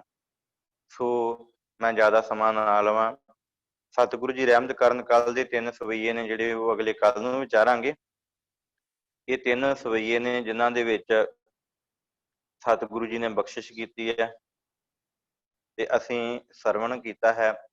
ਤੇ ਕੋਸ਼ਿਸ਼ ਕਰਿਆ ਕਰੋ ਕਿ ਅਸੀਂ ਇਹਨਾਂ ਸਵਈਆਂ ਨੂੰ ਪੜ੍ਹਿਆ ਕਰੀਏ ਔਰ ਇਹਨਾਂ ਨੂੰ ਜਿਹੜਾ ਵਾ ਉਹ ਪੜ੍ਹ ਕੇ ਵਿਚਾਰਿਆ ਕਰੀਏ, ਤਾਂ ਕਿ ਸਾਡੇ ਜੀਵਨ ਵਿੱਚ ਜੋ ਸਤਿਗੁਰੂ ਨੇ ਬਖਸ਼ਿਸ਼ ਕੀਤੀ ਉਹ ਟਲ ਸਕੇ। ਸੋ 32 ਮਿੰਟ ਹੋ ਚੁੱਕੇ ਨੇ। ਮੈਂ ਗਿਆਨੀ ਪਰਮਜੀਤ ਸਿੰਘ ਵੀਰ ਜੀ ਉਹਨਾਂ ਨੂੰ ਬੇਨਤੀ ਕਰਾਂਗਾ ਕਿ ਉਹ ਆਪ ਜੀ ਦੇ ਨਾਲ ਇੱਕ 6-7 ਮਿੰਟ ਦੀ ਜਿਹੜੀ ਸਾਖੀ ਸਾਂਝੀ ਕਰਕੇ ਤੇ ਫਿਰ ਸਮਾਪਤੀ ਵੱਲ ਲਾਵਾਂਗੇ। ਕਿਸੇ ਦਾ ਕੋਈ ਸਵਾਲ ਹੋਵੇਗਾ ਤੇ ਸਾਖੀ ਤੋਂ ਉਪਰੰਤ ਅਸੀਂ ਉਹ ਸਵਾਲ ਜਵਾਬ ਵੀ ਕਰਾਂਗੇ। ਵਾਹਿਗੁਰੂ ਜੀ ਕਾ ਖਾਲਸਾ, ਵਾਹਿਗੁਰੂ ਜੀ ਕੀ ਫਤਿਹ। ਵਾਹਿਗੁਰੂ ਜੀ ਕਾ ਖਾਲਸਾ, ਵਾਹਿਗੁਰੂ ਜੀ ਕੀ ਫਤਿਹ। ਆਪ ਜੀ ਗਿਆਨੀ ਸ਼ਿਵਤਾਰ ਸਿੰਘ ਜੀ ਪਾਸੋਂ ਸੁਦਾ ਸਵਈਏ ਅੰਮ੍ਰਿਤ ਬਾਣੀ ਜੋ ਹੈ ਇਹਦੇ ਸੰਥਿਆ ਤੇ ਨਾਲ ਹੀ ਇਹਦੇ ਅਰਥ ਸ਼੍ਰਵਣ ਕਰ ਰਹੇ ਸੀ। ਨਾਲ ਬੈਠਾ ਮੈਂ ਵਿਚਾਰ ਰਿਹਾ ਸੀ ਕਿ ਗੁਰੂ ਸਾਹਿਬ ਨੇ ਇਸ ਬਾਣੀ ਦੇ ਅੰਦਰ ਕਿੰਨੀਆਂ ਰਹਿਮਤਾਂ ਸਾਡੇ ਉੱਪਰ ਕੀਤੀਆਂ ਨੇ। ਬੜਾ ਕੁਝ ਸਮਝਾਇਆ ਸਾਨੂੰ ਇਸ ਬਾਣੀ ਦੇ ਜ਼ਰੀਏ ਉਹਨਾਂ ਨੇ। ਇਹ ਨਹੀਂ ਕਿ ਸਿਰਫ ਇੱਥੇ ਉਹਨਾਂ ਨੇ ਰਾਜਿਆਂ ਨੂੰ ਹੀ ਕਹਿ ਦਿੱਤਾ ਕਿ ਸਭ ਕੁਝ ਤੁਹਾਡੇ ਤੇ ਹੀ ਹੋਏਗਾ, ਜਾਂ ਉਹਨਾਂ ਨੇ ਬਲਵਾਨਾਂ ਨੂੰ ਹੀ ਕਹਿ ਦਿੱਤਾ, ਜਿਹੜੇ ਬੜੇ ਵੱਡੇ ਵੱਡੇ ਬਲਵਾਨ ਨੇ ਉਹਨਾਂ ਨੂੰ ਕਹਿ ਦਿੱਤਾ ਕਿ ਸਭ ਕੁਝ ਤੁਹਾਡੇ ਨਾਲ ਹੀ ਹੋਏਗਾ। ਅਸਲ ਵਿੱਚ ਨਾ ਇੱਥੇ ਸਾਨੂੰ ਸਮਝਾ ਰਹੇ ਨੇ ਗੁਰੂ ਸਾਹਿਬ, ਉਹਨਾਂ ਦੇ ਜ਼ਰੀਏ ਜਿਹੜੀ ਉਦਾਹਰਨ ਹੈ ਨਾ, ਉਸ ਉਦਾਹਰਨ ਵਿੱਚ ਸਾਨੂੰ ਸਮਝਾ ਰਹੇ ਨੇ ਕਿ ਭਲਿਓ ਵੇਖੋ, ਜਾਂ ਤੇ ਅਜੇ ਵੀ ਸਮਾਂ ਹੈ, ਸਮਝ ਜਾਓ, ਨਹੀਂ ਤੇ ਇੱਥੇ ਜਿਹੜੇ ਬੜੇ ਵੱਡੇ ਵੱਡੇ ਬਲਵਾਨ ਰਾਜੇ ਆਏ ਨਾ, ਜਿਹੜੇ ਬੜੇ ਵੱਡੇ ਵੱਡੇ ਬਲਵਾਨ ਰਾਜੇ, ਉਹਨਾਂ ਰਾਜਿਆਂ ਦੇ ਕੋਲ ਜਿਹੜੇ ਬੜੇ ਵੱਡੇ ਵੱਡੇ ਬਲਵਾਨ ਉਹਨਾਂ ਦੇ ਸਿਪਾਹੀ ਸਨ, ਇੰਨੇ ਕੁ ਬਲਵਾਨ ਜਿਹੜੇ ਕਹਿੰਦੇ ਕਿ ਅਸੀਂ ਮੈਦਾਨੇ ਜੰਗ ਵਿੱਚ ਖੜੇ ਹਾਂ ਤੇ ਕਿਸੇ ਦੇ ਅੰਦਰ ਕੋਈ ਜ਼ਰੂਰਤ ਨਹੀਂ, ਹਿੰਮਤ ਨਹੀਂ, ਉਹ ਸਾਨੂੰ ਮੈਦਾਨੇ ਜੰਗ ਵਿੱਚੋਂ ਇੱਕ ਕਦਮ ਵੀ ਹਿਲਾ ਕੇ ਵਿਖਾ ਸਕਣ। ਆ ਜਿਹੜਾ ਪੰਕਤੀ ਇੱਥੇ ਪਹਿਲਾਂ ਆਈ ਹੈ ਨਾ, ਕਿ ਚਾਹੇ ਜਿਹੜੇ ਬੜੇ ਵੱਡੇ ਵੱਡੇ ਪਹਾੜ ਦੇ ਮੈਦਾਨੇ ਜੰਗ ਵਿੱਚੋਂ ਡਰ ਨਾਲ ਖੰਭ ਲਾ ਕੇ ਉੱਡ ਸਕਦੇ ਨੇ, ਪਰ ਅਸੀਂ ਇੱਕ ਕਦਮ ਵੀ ਪਿੱਛੇ ਨਹੀਂ ਪਟਾਂਗੇ ਮੈਦਾਨੇ ਜੰਗ ਵਿੱਚੋਂ। ਇੱਥੇ ਗੁਰੂ ਸਾਹਿਬ ਨੇ ਸਾਨੂੰ ਸਮਝਾਇਆ ਇਹਨਾਂ ਸਾਰੇ ਸਵਈਆਂ ਦੇ ਅੰਦਰ। ਪਿੱਛੇ ਵੀ ਜਿਹੜੀ ਕੱਲ ਦੀ ਵਿਚਾਰ ਸੀ ਉਹਦੇ ਅੰਦਰ ਵੀ ਸਵਈਆ ਬੜੇ ਕਮਾਲ ਦਾ ਸੀ, ਜਿੱਥੇ ਗੁਰੂ ਸਾਹਿਬ ਨੇ ਬੋਲ ਕਹੇ ਸਨ ਕਿ ਭਲਿਓ, ਭਾਵੇਂ ਜਿੱਡਾ ਮਰਜ਼ੀ ਤੂੰ ਬਲਵਾਨ ਰਾਜਾ ਹੋਵੇਂ, ਜਿੱਡਾ ਮਰਜ਼ੀ ਵੱਡਾ, ਤੇਰੀ ਤਾਕਤ ਬੜੀ ਹੋਵੇ, ਤੇਰੇ ਅੰਦਰ ਸਮਰੱਥਾ ਬੜੀ ਹੋਵੇ, ਤੇਰੇ ਕੋਲ ਘੋੜੇ ਹਾਥੀ ਬੜੇ ਹੋਣ, ਪਰ ਇੱਕ ਗੱਲ ਸਮਝ ਲੈ, ਅੰਤ ਕੋ ਨਾਂਗੇ ਹੀ ਪਾਏ ਪਧਾਰੇ। ਸਾਨੂੰ ਵੀ ਸਮਝਾ ਰਹੇ ਨੇ ਨਾ ਨਾਲ ਕਿ ਇੰਨਾ ਕੁਝ ਹੋਣ ਦੇ ਬਾਵਜੂਦ ਜਾਣਾ ਤੈਨੂੰ ਵੀ ਨੰਗੇ ਪੈਰੀ ਪਏਗਾ। ਅਸੀਂ ਵੀ ਨਾਲ ਹੀ ਹਾਂ, ਇਹ ਨਹੀਂ ਕਿ ਸਿਰਫ ਉਹਨਾਂ ਰਾਜਿਆਂ ਦੇ ਪ੍ਰਥਾਏ ਬੋਲ ਪਏ, ਅਸੀਂ ਵੀ, ਸਾਡੇ ਤੇ ਢੁਕਾ ਰਹੇ ਨੇ ਗੁਰੂ ਸਾਹਿਬ। ਹੁਣ ਜੇ ਇੰਨੇ ਬਲਵਾਨ ਰਾਜੇ ਜਿਨ੍ਹਾਂ ਦੇ ਅੰਦਰ ਇੰਨਾ ਹੰਕਾਰ ਆ ਗਿਆ, ਇੰਨੀ ਹਉਮੈ ਆ ਗਈ ਕਿ ਸਾਡੇ ਵਰਗਾ ਕੋਈ ਦੂਜਾ ਇਸ ਧਰਤੀ ਤੇ ਮੌਜੂਦ ਹੀ ਨਹੀਂ ਹੈ, ਇਹ ਹੰਕਾਰ ਇੱਕ ਦਿਨ ਗੁਰੂ ਸਾਹਿਬ ਨੇ ਨਾ, ਗੁਰੂ ਹਰਗੋਬਿੰਦ ਸਾਹਿਬ ਸੱਚੇ ਪਾਤਸ਼ਾਹ ਜੀ ਨੇ ਆਪਣਾ ਪੁੱਤਰ ਬਣਾਇਆ ਸੀ ਪੈਂਦੇ ਖਾਂ। ਇਹ ਹੰਕਾਰ ਇੱਕ ਦਿਨ ਉਹਦੇ ਮਨ ਦੇ ਅੰਦਰ ਵੀ ਆ ਗਿਆ ਸੀ, ਬਿਲਕੁਲ ਸੇਮ ਇਸੇ ਤਰ੍ਹਾਂ ਦਾ ਹੀ। ਉਹ ਹੰਕਾਰ ਇਹ ਸੀ ਕਿ ਜਿਵੇਂ ਇੱਥੇ ਗੁਰੂ ਸਾਹਿਬ ਨੇ ਕਹਿ ਦਿੱਤਾ ਨਾ ਕਿ ਉਹ ਜਿਹੜੇ ਸੂਰਮੇ ਸਮਝਦੇ ਪਏ ਨੇ ਕਿ ਅਸੀਂ ਤੇ ਮੈਦਾਨੇ ਜੰਗ ਵਿੱਚੋਂ ਪੈਰ ਬਾਹਰ ਨਹੀਂ ਪਟਾਂਗੇ, ਚਾਹੇ ਪੰਖ ਲਾ ਕੇ ਪਹਾੜ ਉੱਡ ਜਾਣ, ਅਸੀਂ ਇੱਥੋਂ ਪਾਸੇ ਨਹੀਂ ਹੋ ਸਕਦੇ। ਉਹਦੇ ਮਨ ਦੇ ਅੰਦਰ ਜਦੋਂ ਹਉਮੈ ਆਈ ਨਾ, ਪਹਿਲੇ ਜੰਗ ਵਿੱਚ ਗੁਰੂ ਸਾਹਿਬ ਦੇ ਨਾਲ ਸੀ, ਦੂਜੇ 4 ਜੰਗਾਂ ਕਿਉਂਕਿ ਗੁਰੂ ਹਰਗੋਬਿੰਦ ਸਾਹਿਬ ਨੇ ਲੜੀਆਂ, ਦੂਜੀ ਜੰਗ ਵਿੱਚ ਵੀ ਨਾਲ ਸੀ, ਬਲਵਾਨ ਬੜਾ ਸੀ, ਸੂਰਮਾ ਯੋਧਾ ਬੜਾ ਤਗੜਾ ਸੀ। ਦਾ ਪੇਚ ਨੇ ਜੰਗ ਦੇ ਗੁਰੂ ਹਰਗੋਬਿੰਦ ਸਾਹਿਬ ਤੋਂ ਹੀ ਸਿੱਖੇ ਸੀ ਇਹਨੇ। ਗੁਰੂ ਸਾਹਿਬ ਨੇ ਆਪਣਾ ਪੁੱਤਰ ਬਣਾਇਆ ਸੀ ਇਹਨੂੰ, ਪੈਂਦੇ ਖਾਂ ਨੂੰ, ਹੈ ਮੁਸਲਮਾਨ ਸੀ। ਇਹਦੇ ਅੰਦਰ ਹੰਕਾਰ ਆ ਗਿਆ ਕਿ ਜੇ ਮੈਂ ਨਾ ਹੋਵਾਂ ਤੇ ਇਹ ਜੰਗ ਗੁਰੂ ਸਾਹਿਬ ਜਿੱਤ ਹੀ ਨਹੀਂ ਸਕਦੇ, ਮੈਂ ਹਾਂ ਤੇ ਜੰਗ ਜਿੱਤੀ ਜਾ ਸਕਦੀ ਹੈ, ਜੇ ਮੈਂ ਨਹੀਂ ਹਾਂ ਤੇ ਜੰਗ ਜਿੱਤੀ ਨਹੀਂ ਜਾ ਸਕਦੀ। ਚਾਹੀਦਾ ਇਹ ਸੀ ਕਿ ਜੇ ਗੁਰੂ ਦੀਆਂ ਰਹਿਮਤਾਂ ਦਾ ਹੱਥ ਮੇਰੇ ਸਿਰ ਤੇ ਆ ਤੇ ਸਭ ਕੁਝ ਚਾਹੀਦਾ ਇਹ ਸੀ ਨਾ, ਕਿਉਂਕਿ ਜਿਸ ਦਿਨ ਮਸਤਿਆ ਹਾਥੀ ਆਇਆ ਸੀ ਨਾ ਆਨੰਦਪੁਰ ਸਾਹਿਬ, ਗੁਰੂ ਸਾਹਿਬ ਨੇ ਆਖਿਆ ਸੀ ਕਿ ਦੁਨੀ ਚੰਦ ਸਾਡੇ ਕੋਲ ਹੈਗਾ, ਸਾਡਾ ਦੁਨੀ ਚੰਦ ਕਿਹੜਾ ਹਾਥੀ ਨਾਲੋਂ ਘੱਟ ਹੈ। ਦੁਨੀ ਚੰਦ ਤੇ ਰਾਤ ਦੌੜ ਗਿਆ ਤੇ ਸਵੇਰੇ ਪਤਾ ਲੱਗਾ ਨਾ, ਜਦੋਂ ਗੁਰੂ ਸਾਹਿਬ ਨੂੰ ਆ ਕੇ ਦੱਸਿਆ ਸਿੱਖਾਂ ਨੇ, ਕਹਿੰਦੇ ਕੋਈ ਗੱਲ ਨਹੀਂ। 4.5 ਫੁੱਟ ਕੱਦ ਸੀ ਭਾਈ ਬਚਿੱਤਰ ਸਿੰਘ ਦਾ। ਗੁਰੂ ਸਾਹਿਬ ਦੇ ਜਿਹੜੇ ਅੰਗ ਰੱਖਿਅਕ ਸਨ ਉਹਨਾਂ ਦੇ ਵਿੱਚ ਇੱਕ ਖੜਾ ਸਾਹਮਣੇ।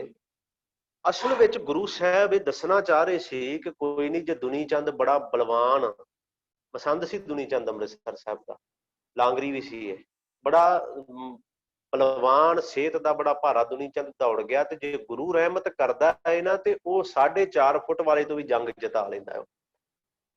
ਭਾਈ ਬਚਿੱਤਰ ਸਿੰਘ ਨੂੰ ਆਵਾਜ਼ ਮਾਰੀ ਤੇ ਬਚਿੱਤਰ ਸਿੰਘ ਨੂੰ ਆਖਿਆ ਤੂੰ ਹਾਥੀ ਨਾਲ ਮੁਕਾਬਲਾ ਕਰਨਾ ਹੈ। ਬਚਿੱਤਰ ਸਿੰਘ ਦੇ ਬੋਲ ਬੜੇ ਕਮਾਲ ਦੇ ਸਨ। ਅਸਲ ਵਿੱਚ ਅਸੀਂ ਇਹਨਾਂ ਗੱਲਾਂ ਨੂੰ ਨਾ ਕਦੇ ਸਮਝ ਹੀ ਨਹੀਂ ਸਕੇ। ਅਸੀਂ ਕਹਿ ਦਿੰਦੇ ਹਾਂ ਜੀ ਇੱਕ ਬੰਦਾ ਹਾਥੀ ਦਾ ਮੁਕਾਬਲਾ ਕਿਵੇਂ ਕਰ ਲਏਗਾ, ਅਸੀਂ ਕਹਿ ਦਿੰਦੇ ਹਾਂ ਉਹ ਵੀ ਮਸਤੇ ਹਾਥੀ ਏਡਾ ਬਲਵਾਨ। ਅਸਲ ਵਿੱਚ ਜਦੋਂ ਗੁਰੂ ਸਾਹਿਬ ਨੇ ਇਹਨੂੰ ਕਿਹਾ ਨਾ, ਇਹਨੇ ਚਰਨਾਂ ਤੇ ਹੱਥ ਰੱਖ ਕੇ ਨਾ ਗੁਰੂ ਸਾਹਿਬ ਦੇ, ਇਹਨੇ ਬੋਲ ਕਹੇ ਸਨ ਪਾਤਸ਼ਾਹ ਵੀ ਮੈਂ ਹਾਥੀ ਦਾ ਮੁਕਾਬਲਾ ਨਹੀਂ ਕਰ ਸਕਦਾ। ਧਿਆਨ ਨਾਲ ਸੁਣੋ ਇੱਥੇ ਕੀ ਕਿਹਾ ਸੀ ਇਹਨੇ। ਕਹਿੰਦਾ ਮੇਰੇ ਅੰਦਰ ਤਾਕਤ ਨਹੀਂ ਹੈ ਮੈਂ ਹਾਥੀ ਦਾ ਮੁਕਾਬਲਾ ਕਰ ਲਾਂ, ਮੇਰੇ ਅੰਦਰ ਸਮਰੱਥਾ ਨਹੀਂ, ਮੈਂ ਹਾਥੀ, ਇੱਕ ਆਦਮੀ, ਇੱਕ ਬੰਦਾ ਹਾਥੀ ਦਾ ਮੁਕਾਬਲਾ ਇਕੱਲਾ ਕਿਵੇਂ ਕਰ ਸਕਦਾ ਹੈ, ਮੈਂ ਨਹੀਂ ਕਰ ਸਕਦਾ। ਪਰ ਇਹ ਕਲਗੀਆਂ ਵਾਲੇ ਸੱਚੇ ਪਾਤਸ਼ਾਹ, ਤੂੰ ਆਪਣੀ ਰਹਿਮਤ ਦਾ ਹੱਥ ਮੇਰੇ ਸਿਰ ਦੇ ਉੱਪਰ ਰੱਖ ਦੇ, ਇੱਕ ਹਾਥੀ ਕੀ ਮੈਂ 100 ਹਾਥੀ ਪਲਾਂ ਦੇ ਅੰਦਰ ਫਨਾ ਕਰਕੇ ਰੱਖ ਦਿਆਂ। ਇਹ ਤਰੀਕਾ ਸੀ ਇੱਕ ਗੱਲ ਕਰਨ ਦਾ। ਰਹਿਮਤਾਂ ਗੁਰੂ ਦੀਆਂ ਨਾਲ ਲੈ ਕੇ ਚੱਲ ਪਿਆ। ਹੁਣ ਇੱਥੇ ਬਹਿੰਦੇ ਖਾਂ ਨੂੰ ਚਾਹੀਦਾ ਸੀ ਕਿ ਇਹਦੇ ਅੰਦਰ ਇਹ ਭਾਵਨਾ ਆਉਂਦੀ ਕਿ ਜੇ ਗੁਰੂ ਹੈ ਤੇ ਜੰਗ ਜਿੱਤਿਆ ਜਾ ਰਿਹਾ ਹੈ, ਪਰ ਇਹ ਸੋਚਦਾ ਹੈ ਕਿ ਜੇ ਮੈਂ ਹਾਂ ਤੇ ਜੰਗ ਜਿੱਤਿਆ ਜਾ ਰਿਹਾ। ਮੈਂ ਬੜਾ ਬਲਵਾਨ, ਤਾਕਤਵਰ ਬੜਾ ਸੀ। ਇੰਨਾ ਕੁ ਤਾਕਤਵਰ ਸੀ, ਇਤਿਹਾਸ ਕਹਿੰਦਾ ਹੈ ਕਿ ਅਸਵਾਰ ਦੇ ਸਮੇਤ ਘੋੜੇ ਨੂੰ ਨਾ, ਘੋੜੇ ਦੇ ਉੱਪਰ ਅਸਵਾਰ ਬੈਠਾ ਹੈ ਤੇ ਥੱਲੇ ਮੋਢਾ ਲਾ ਕੇ ਉਹਨੂੰ ਪਲਟਾ ਦਿੰਦਾ ਸੀ, ਦੋਵਾਂ ਨੂੰ ਚੱਕ ਕੇ ਮਾਰਦਾ ਸੀ, ਦੋਵਾਂ ਨੂੰ ਘੋੜੇ ਸਮੇਤ। ਚੌਥੀ ਜੰਗ ਇਹ ਗੁਰੂ ਸਾਹਿਬ ਦੇ ਵਿਰੁੱਧ ਹੋ ਕੇ ਲੜਿਆ। ਪੈਂਦੇ ਖਾਂ, ਗੁਰੂ ਸਾਹਿਬ ਦਾ ਪੁੱਤਰ, ਉਹਨਾਂ ਵੇਖਿਆ ਕਿ ਪੈਂਦੇ ਖਾਂ ਸਾਡੇ ਵੱਲ ਆ ਰਿਹਾ ਹੈ, ਮੁਗਲਾਂ ਨੇ, ਗੁਰੂ ਸਾਹਿਬ ਦੇ ਅਗੇਂਸਟ ਹੋ ਕੇ ਲੜਿਆ। ਇਹ ਚੌਥੀ ਜੰਗ ਕਰਤਾਰਪੁਰ ਦੀ ਜੰਗ, ਕਰਤਾਰਪੁਰ ਜਿਹੜਾ ਜਲੰਧਰ ਦੇ ਕੋਲ ਹੈ, ਚੌਥੀ ਜੰਗ ਉੱਥੇ ਹੋਈ ਸੀ। ਇਹ ਫੌਜ ਲੈ ਕੇ ਚੜ ਕੇ ਆ ਗਿਆ, ਬੜੀ ਬਹਾਦਰੀ ਨਾਲ ਇਹ ਵੀ ਲੜਿਆ। ਹੁਣ ਗੁਰੂ ਦੇ ਕੋਲ ਵੀ ਸੂਰਮੇ ਬੜੇ ਵੱਡੇ ਸਨ, ਭਾਈ ਬਿਧੀ ਚੰਦ ਵਰਗੇ ਨਾਲ ਸਨ ਉਦੋਂ। ਪਰ ਪੈਂਦੇ ਖਾਂ ਸਿੱਧਾ ਗੁਰੂ ਹਰਗੋਬਿੰਦ ਸਾਹਿਬ ਨੂੰ ਲਲਕਾਰਦਾ ਆਉਂਦਾ ਹੈ ਕਿ ਮੈਂ ਜੰਗ ਕਰਨੀ ਤੇ ਗੁਰੂ ਨਾਲ, ਵੇਖੋ ਹਉਮੈ ਕਿੰਨੀ ਹੈ। ਭਾਰੀ ਗੁਮਾਨ ਭਰੇ ਮਨ ਮੈਂ, ਕਰ ਪਰਬਤ ਪੰਖਾ ਲੈ ਨਾ ਹਲੈਂਗੇ। ਭਾਰੀ ਗੁਮਾਨ ਭਰੇ ਮਨ ਮੈਂ, ਇੰਨਾ ਹੰਕਾਰ ਮਨ ਦੇ ਅੰਦਰ। ਜਿਸ ਗੁਰੂ ਨੇ ਪਾਲਿਆ, ਜਿਸ ਗੁਰੂ ਨੇ ਸਾਂਭਿਆ, ਜਿਸ ਗੁਰੂ ਨੇ ਆਪਣਾ ਪੁੱਤਰ ਬਣਾਇਆ, ਜਿਸ ਗੁਰੂ ਨੇ ਸਭ ਕੁਝ ਦਿੱਤਾ ਇਹਨੂੰ, ਉਹੀ ਅੱਜ ਗੁਰੂ ਨੂੰ ਲਲਕਾਰਦਾ ਸਾਹਮਣੇ ਆ ਰਿਹਾ ਹੈ। ਜਦੋਂ ਆਇਆ ਨਾ ਸਾਹਮਣੇ, ਆਮਣੇ ਸਾਹਮਣੇ ਦਾ ਯੁੱਧ ਹੋਣ ਲੱਗਾ, ਸੱਚੇ ਪਾਤਸ਼ਾਹ ਨੇ ਪਤਾ ਕੀ ਕਿਹਾ ਗੁਰੂ ਹਰਗੋਬਿੰਦ ਸਾਹਿਬ ਨੇ? ਕਹਿੰਦੇ ਪੈਂਦੇ ਖਾਂ ਇੱਕ ਗੱਲ ਸਮਝ ਲੈ, ਤੈਨੂੰ ਪੁੱਤਰ ਬਣਾਇਆ ਸੀ, ਅੱਜ ਵੈਰੀ ਬਣ ਕੇ ਆ ਗਿਆ, ਕੋਈ ਗੱਲ ਨਹੀਂ, ਪਰ ਪਹਿਲਾ ਵਾਰ ਅਸੀਂ ਤੈਨੂੰ ਕਰਨ ਦਾ ਹੁਕਮ ਦਿੰਦੇ ਹਾਂ, ਵੀ ਪਹਿਲਾ ਵਾਰ ਤੂੰ ਕਰ ਲੈ। ਹੁਣ ਪਤਾ ਗੁਰੂ ਹਰਗੋਬਿੰਦ ਸਾਹਿਬ ਦੇ ਬੋਲ ਕੀ ਸਨ? ਕਹਿੰਦੇ ਪੈਂਦੇ ਖਾਂ ਤੇਰੇ ਮਨ ਦੇ ਅੰਦਰ ਚਾਹ ਹੀ ਨਾ ਕਿਤੇ ਰਹਿ ਜਾਏ ਕਿ ਮੈਂ ਗੁਰੂ ਹਰਗੋਬਿੰਦ ਤੇ ਵਾਰ ਹੀ ਨਹੀਂ ਕਰ ਸਕਿਆ। ਵੇਖੋ, ਤੇਰੇ ਅੰਦਰ ਚਾਹ ਹੀ ਨਾ ਕਿਤੇ ਰਹਿ ਜਾਏ, ਵਾਰ ਕਰ। ਇਹਨੇ ਵਾਰ ਕੀਤਾ, ਖਾਲੀ ਚਲਾ ਗਿਆ। ਗੁਰੂ ਸਾਹਿਬ ਨੇ ਦੂਜੀ ਵਾਰ ਕਿਹਾ, ਫਿਰ ਇੱਕ ਚਾਂਸ ਹੋਰ ਦਿੱਤਾ। ਏਦਾਂ ਹੁੰਦਾ ਨਹੀਂ ਵੈਸੇ ਮੈਦਾਨੇ ਜੰਗਾਂ ਵਿੱਚ। ਦੂਜਾ ਚਾਂਸ ਫਿਰ ਦਿੱਤਾ, ਖਾਲੀ ਗਿਆ। ਤੀਜਾ ਚਾਂਸ ਗੁਰੂ ਸਾਹਿਬ ਨੇ ਫਿਰ ਦਿੱਤਾ। ਜਦੋਂ 3 ਚਾਂਸ ਖਾਲੀ ਚਲੇ ਗਏ ਨਾ, 3, ਹੁਣ ਗੁਰੂ ਸਾਹਿਬ ਨੇ ਆਖਿਆ ਪੈਂਦੇ ਖਾਂ ਬਸ ਹੁਣ ਸਾਡੀ ਵਾਰੀ। ਹੁਣ ਪੈਂਦੇ ਖਾਂ ਨੂੰ ਪਤਾ ਸੀ ਕਿ ਮੈਂ ਗੁਰੂ ਹਰਗੋਬਿੰਦ ਸਾਹਿਬ ਦਾ ਇੱਕ ਵਾਰ ਵੀ ਚੱਲ ਨਹੀਂ ਸਕਦਾ। ਉਹਨੂੰ ਪਤਾ ਸੀ ਕਿ ਮੈਂ ਹੁਣ ਬਚਾਂਗਾ ਨਹੀਂ, ਮੇਰੀ ਮੌਤ ਨਿਸ਼ਚਿਤ ਹੈ। ਹੁਣ ਜਿਹੜਾ ਭਾਰੀ ਗੁਮਾਨ ਭਰੇ ਮਨ ਵਾਲੀ ਗੱਲ ਸੀ ਨਾ, ਹੁਣ ਉਹ ਬਸ ਖਤਮ ਹੋ ਗਈ। ਹੁਣ ਕੀ ਇਹਨੇ, ਜੋ ਇਹਦੇ ਕੋਲ ਪੈਂਤੜਾ ਸੀ, ਇਹਨੇ ਉਹ ਵਰਤਿਆ। ਇਹਨੇ ਆਪਣੇ ਘੋੜੇ ਤੋਂ ਛਾਲ ਮਾਰੀ ਤੇ ਗੁਰੂ ਸਾਹਿਬ ਦੇ ਘੋੜੇ ਦੇ ਥੱਲੇ ਵੜਨ ਲੱਗਾ, ਵੀ ਮੈਂ ਘੋੜੇ ਸਮੇਤ ਗੁਰੂ ਸਾਹਿਬ ਨੂੰ ਚੱਕ ਕੇ ਮਾਰਾਂ। ਗੁਰੂ ਸਾਹਿਬ ਦੇ ਨਾ ਢਾਲ ਫੜੀ ਸੀ ਹੱਥ ਦੇ ਅੰਦਰ, ਇੱਕ ਹੱਥ ਵਿੱਚ ਢਾਲ ਸੀ, ਇੱਕ ਹੱਥ ਵਿੱਚ ਸ੍ਰੀ ਸਾਹਿਬ। ਆਪਣੇ ਆਪ ਨੂੰ ਐਡਾ ਬਲਵਾਨ ਸਮਝਣ ਵਾਲਾ, ਐਡਾ ਗੁਮਾਨੀ, ਇਹਦਾ ਹੰਕਾਰ ਇੱਕ ਪਲ ਵਿੱਚ ਤੋੜਿਆ। ਤਲਵਾਰ ਦਾ ਵਾਰ ਵੀ ਨਹੀਂ ਕੀਤਾ, ਗੁਰੂ ਸਾਹਿਬ ਨੇ ਢਾਲ ਮਾਰੀ, ਇਹਦੇ ਢਾਲ ਸਾਹਮਣੇ ਸਿੱਧੀ ਢਾਲ ਮਾਰੀ। ਮਤਲਬ ਇਹ ਨਹੀਂ ਕਿ ਇੱਕ ਪਾਸੇ ਤਿੱਖੀ ਕਰਕੇ, ਨਹੀਂ, ਸਿੱਧੀ ਢਾਲ ਮਾਰੀ। ਇਹਦੇ ਢਾਲ ਮਾਰੀ ਤੇ ਧਰਤੀ ਤੇ ਧੜਮ ਕਰਕੇ ਡਿੱਗ ਪਿਆ। ਆਪਣੇ ਆਪ ਨੂੰ ਭਾਰੀ ਗੁਮਾਨ ਭਰਿਆ ਮਨ, ਇੰਨਾ ਹੰਕਾਰ ਵੀ ਮੇਰੇ ਵਰਗਾ ਕੋਈ ਬਲਵਾਨ ਹੀ ਨਹੀਂ, ਇੱਕ ਢਾਲ ਦਾ ਵਾਰ ਵੀ ਨਹੀਂ ਝੱਲ ਸਕਿਆ, ਡਿੱਗ ਪਿਆ ਜ਼ਮੀਨ ਤੇ। ਜਦੋਂ ਜ਼ਮੀਨ ਤੇ ਡਿੱਗਿਆ ਨਾ, ਤੇ ਮੂੰਹ ਚੋਂ ਆਵਾਜ਼ ਨਿਕਲੀ, ਹਾਏ ਅੰਮੀ। ਪਰ ਗੁਰੂ ਹਮੇਸ਼ਾ ਬਖਸ਼ਣ ਵਾਲਾ ਹੈ, ਉਹ ਦਾਤਾ ਹੈ, ਸੱਚਮੁੱਚ ਬੜਾ ਵੱਡਾ ਦਾਤਾ ਹੈ। ਜਦੋਂ ਆਵਾਜ਼ ਨਿਕਲੀ ਨਾ ਮੂੰਹ ਦੇ ਵਿੱਚੋਂ, ਹਾਏ ਅੰਮੀ, ਗੁਰੂ ਸਾਹਿਬ ਘੋੜੇ ਤੋਂ ਥੱਲੇ ਉਤਰੇ ਤੇ ਕਹਿੰਦੇ ਪੈਂਦੇ ਖਾਂ ਇਹ ਅੰਮੀ ਕਹਿਣ ਦਾ ਸਮਾਂ ਨਹੀਂ, ਅੱਲਾ ਕਹਿਣ ਦਾ ਸਮਾਂ। ਤੇਰਾ ਅਖੀਰਲਾ ਸਮਾਂ, ਅੰਮੀ ਨੂੰ ਯਾਦ ਨਾ ਕਰ, ਅੱਲਾ ਨੂੰ ਯਾਦ ਕਰ। ਇਹਦੇ ਮੂੰਹ ਤੇ ਧੁੱਪ ਬੜੀ ਪੈ ਰਹੀ ਸੀ। ਗੁਰੂ ਸਾਹਿਬ ਨੇ ਉਸੇ ਢਾਲ ਨਾਲ ਨਾ ਇਹਦੇ ਮੂੰਹ ਤੇ ਛਾਂ ਕੀਤੀ। ਖੈਰ ਮੈਂ ਸਮਾਪਤੀ ਕਰਾਂ, ਇਹਨੇ ਮਾਫੀ ਮੰਗੀ ਗੁਰੂ ਸਾਹਿਬ ਤੋਂ ਉੱਥੇ, ਤੇ ਮੇਰਾ ਗੁਰੂ ਸੱਚਮੁੱਚ ਬਖਸ਼ਦਾ ਹੈ। ਚਾਹੇ ਇਹ ਚੜ ਕੇ ਆਇਆ, ਇਹਨੇ ਹਮਲਾ ਕੀਤਾ, ਧੰਨ ਗੁਰੂ ਹਰਗੋਬਿੰਦ ਸਾਹਿਬ ਸੱਚੇ ਪਾਤਸ਼ਾਹ ਨੇ ਇਹਨੂੰ ਬਖਸ਼ਿਆ, ਅਸਲੀਅਤ ਇਹਨੂੰ ਬਖਸ਼ਿਆ ਪੈਂਦੇ ਖਾਂ ਨੂੰ। ਗੁਰੂ ਸਾਹਿਬ ਦੀ ਗੋਦ ਦੇ ਵਿੱਚ ਇਹਨੇ ਆਪਣੇ ਪ੍ਰਾਣ ਤਿਆਗੇ। ਮੈਂ ਸਾਖੀ ਤੁਹਾਡੇ ਨਾਲ ਤਾਂ ਸਾਂਝੀ ਕੀਤੀ, ਇਹ ਗੱਲ ਸਮਝ ਆਵੇ ਕਿ ਗੁਮਾਨ, ਹੰਕਾਰ ਜਿਹੜਾ ਮਨ ਦੇ ਅੰਦਰ ਭਰਿਆ ਹੈ ਨਾ, ਉਹ ਗੁਰੂ ਤੋਂ ਬਿਨਾਂ ਤਾਂ ਵੈਸੇ ਹੀ ਖੈਰ ਹਉਮੈ ਆ ਜਾਂਦੀ ਹੈ। ਹੁਣ ਇਹਦੇ ਮਨ ਦੇ ਅੰਦਰ ਹੰਕਾਰ ਸੀ ਕਿ ਮੇਰੇ ਵਰਗਾ ਕੋਈ ਯੋਧਾ ਨਹੀਂ।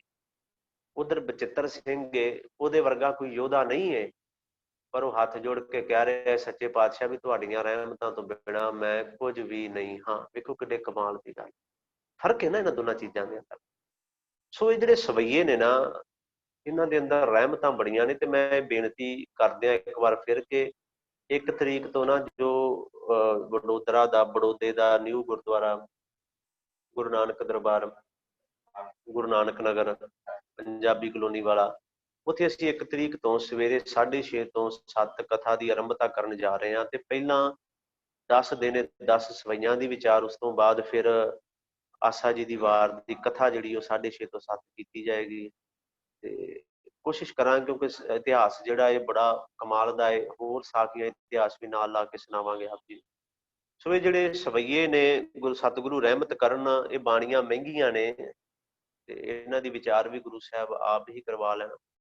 ਸੋ ਹਉਮੈ ਭਾਰੀ ਗੁਮਾਨ ਜਿਹੜਾ ਹੈ ਨਾ, ਗੁਰੂ ਦੇ ਅੱਗੇ ਨਹੀਂ ਚੱਲਦਾ, ਇਹ ਵਾਹਿਗੁਰੂ ਦੇ ਅੱਗੇ ਨਹੀਂ ਚੱਲਦਾ। ਉਹਦੇ ਅੱਗੇ ਤੇ ਮਿੰਨਤ ਚੱਲਦੀ, ਉਹਦੇ ਅੱਗੇ ਤਰਸ ਚੱਲਦਾ, ਹੱਥ ਜੋੜ ਕੇ ਬੇਨਤੀ ਚੱਲਦੀ ਉਹਦੇ ਅੱਗੇ। ਸੋ ਅੱਜ ਇਹਨਾਂ ਸਵਈਆਂ ਦੇ ਅੰਦਰ ਬੜੀਆਂ ਰਹਿਮਤਾਂ ਗੁਰੂ ਸਾਹਿਬ ਨੇ ਕੀਤੀਆਂ ਨੇ ਤੇ ਇੰਨੀਆਂ ਕੁ ਬੇਨਤੀਆਂ ਆਪ ਜੀ ਨੇ ਪ੍ਰਵਾਨ ਕਰ ਲੈਣੀਆਂ। ਸਮਾਂ ਜਿਹੜਾ ਉਹ 2-3 ਮਿੰਟ 4 ਮਿੰਟ ਹੀ ਉੱਪਰ ਲੈ ਗਿਆ, ਮਾਫੀ ਚਾਹਣਾ। ਹੁਣ ਆਪ ਜੀ ਦਾ ਕੋਈ ਸਵਾਲ ਹੈ ਇਹਨਾਂ ਇਸ ਜੋ ਅੱਜ ਦੀ ਸਵਈਆਂ ਦੀ ਸੰਥਿਆ ਹੋਈ ਇਹਦੇ ਨਾਲ ਰਿਲੇਟਡ, ਤੇ ਆਪ ਜੀ ਆਪਣਾ ਮਾਈਕ ਔਨ ਕਰਕੇ ਪੁੱਛ ਸਕਦੇ ਹੋ ਜੀ। ਹਾਂਜੀ। ਵਾਹਿਗੁਰੂ ਜੀ ਕਾ ਖਾਲਸਾ, ਵਾਹਿਗੁਰੂ ਜੀ ਕੀ ਫਤਿਹ। ਵਾਹਿਗੁਰੂ ਜੀ ਕੀ ਫਤਿਹ ਜੀ। ਯਾਨੀ ਜੀ ਸਵੇਰੇ ਵੀ ਮੈਂ ਰਿਕੁਐਸਟ ਕੀਤੀ ਸੀ ਕਿ ਜਿਹੜਾ 1 ਤਾਰੀਖ ਤੋਂ ਹੋਣ ਵਾਲਾ ਹੈਗਾ ਆਸਾ ਦੀ ਵਾਰ ਦਾ ਸਟੀਕ, ਉਹ ਜ਼ੂਮ ਮੀਟਿੰਗ ਤੇ ਕਰਾਇਆ ਜਾਏ ਤਾਂ ਅਸੀਂ ਵੀ ਜੁੜ ਸਕੀਏ ਫੇਸਬੁੱਕ ਤੇ ਅਲਾਵਾ। ਆਪ ਜੀ ਡਾਕਟਰ ਮਹਿੰਦਰ ਸਿੰਘ ਜੀ? ਜੀ ਹਾਂ ਜੀ, ਵਾਹਿਗੁਰੂ। ਹਾਂ, ਹੈਲੋ, ਹਾਂਜੀ ਡਾਕਟਰ ਮਹਿੰਦਰ ਸਿੰਘ ਜੀ?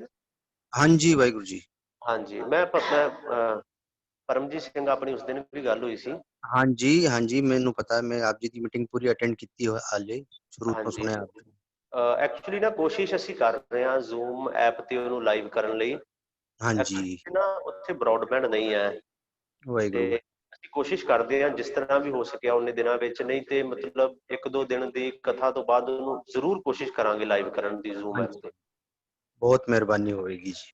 ਤੁਹਾਡੇ ਲਈ ਇੱਕ ਹੋਰ ਸੀ ਬੇਨਤੀ ਕਿ 1-2 ਦਿਨ ਵਿੱਚ ਮੈਂ ਉਹ ਤੁਹਾਡਾ ਜਿਹੜਾ ਸਮਾਨ ਹੈ ਉਹ ਵੀ ਮੈਂ ਪਹੁੰਚਾ ਦਿਆਂਗਾ ਤੁਹਾਡੇ ਕੋਲ, ਜਿਵੇਂ ਵੀ ਹੋ ਸਕੇ। ਉਹ ਮੇਰੇ ਕੋਲ ਅੱਜ ਸ਼ਾਮ ਜਾਂ ਕੱਲ ਸਵੇਰ ਤੱਕ ਮੇਰੇ ਕੋਲ ਆ ਜਾਏਗਾ। ਹਾਂਜੀ ਵਾਹਿਗੁਰੂ ਜੀ, ਮਿਹਰਬਾਨੀ, ਬਹੁਤ ਮਿਹਰਬਾਨੀ। ਠੀਕ ਹੈ ਜੀ। ਹਾਂਜੀ, ਕਿਸੇ ਹੋਰ ਦਾ ਕੋਈ ਸਵਾਲ ਜੀ? ਠੀਕ ਹੈ ਜੀ, ਫਿਰ ਹਾਂਜੀ ਠੀਕ ਹੈ ਜੀ, ਫਿਰ ਸਭ ਦਾ ਧੰਨਵਾਦ। ਅੱਜ ਕਾਫੀ ਮੈਂਬਰ ਜਿਹੜੇ ਉਹ ਨਾਲ ਨਵੇਂ ਵੀ ਜੁੜ ਰਹੇ ਨੇ ਹੁਣ, ਤੇ ਸਭ ਦਾ ਧੰਨਵਾਦ ਹੈ ਜੀ। ਮੈਂ ਫਿਰ ਰਿਪੀਟ ਕਰਦੇ ਹਾਂ ਕਿ ਜੋ ਸ਼ਾਮ ਦੀ ਕਲਾਸ ਹੈ ਉਹਦਾ ਸਮਾਂ ਜਿਹੜਾ ਹੁਣ ਉਹ 6 ਵਜੇ ਕਰ ਦਿੱਤਾ ਗਿਆ, 6 ਤੋਂ 6:45, ਕਿਉਂਕਿ ਸੋਦਰ ਦਾ ਸਮਾਂ ਹੋ ਜਾਂਦਾ ਹੈ ਫਿਰ, ਤੇ ਇਸ ਕਰਕੇ ਜੋ ਸਵੇਰ ਦਾ ਸਮਾਂ ਹੈ ਉਹ 11:30 ਹੀ ਹੈ ਤੇ ਸ਼ਾਮ ਦਾ ਸਮਾਂ ਜਿਹੜਾ ਹੈ ਉਹ 6 ਤੋਂ 6:45 ਹੈ ਜੀ। ਸੋ ਇਹਨੀਆਂ ਬੇਨਤੀਆਂ ਪ੍ਰਵਾਨ। ਵਾਹਿਗੁਰੂ ਜੀ ਕਾ ਖਾਲਸਾ, ਵਾਹਿਗੁਰੂ ਜੀ ਕੀ ਫਤਿਹ।